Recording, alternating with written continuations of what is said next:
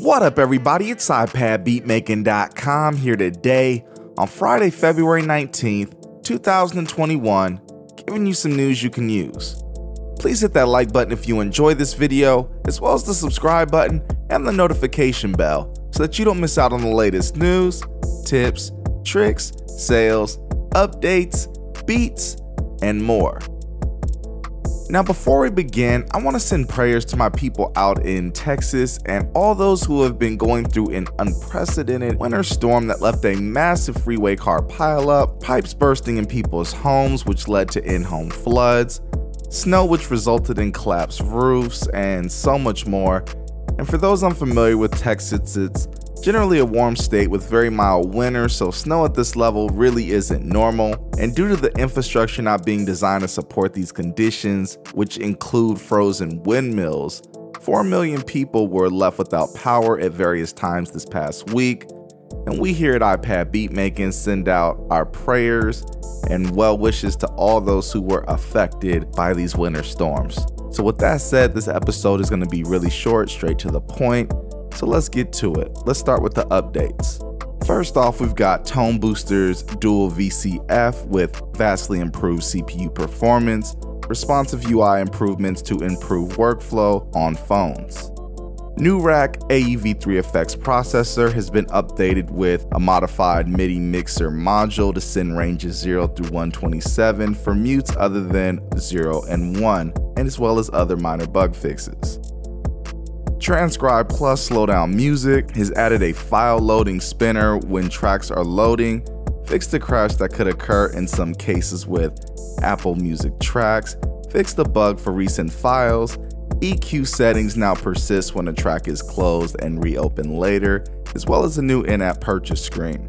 Phase Delay Array has added support for running on macOS and more.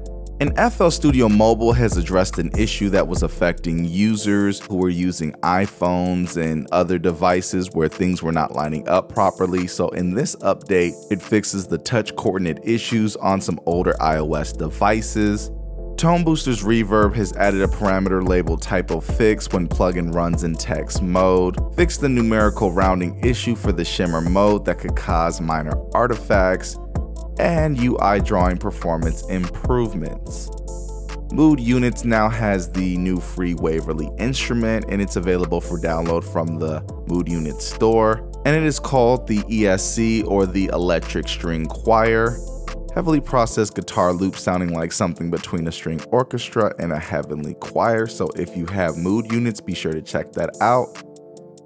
And Drambo has had a really extensive update. The developer is playing no games with a constant stream of updates, so if you have not checked out Drambo, be sure to do so. And this includes new modules browser window is non-modal now. You may pin it and keep adding and connecting modules while the window is open. You can browse by tags.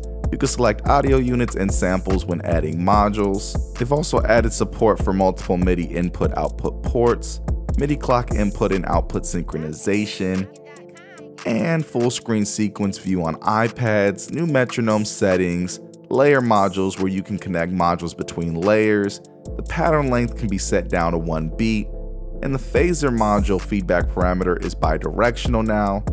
In the Flexi sampler, fade in and out times are extended to 15 seconds, and the sampler folder improved with better key velocity recognition, which was a very big issue.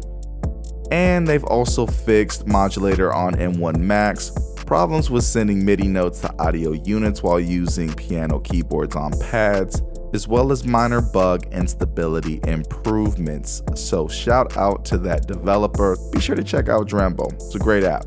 And Sound Fonts has added an update where you can now move the divider between the fonts and patches views for better viewing of your collections.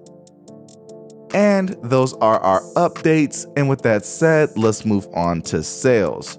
We've got TalkWorks, which was $7.99. It's now down to $5.99.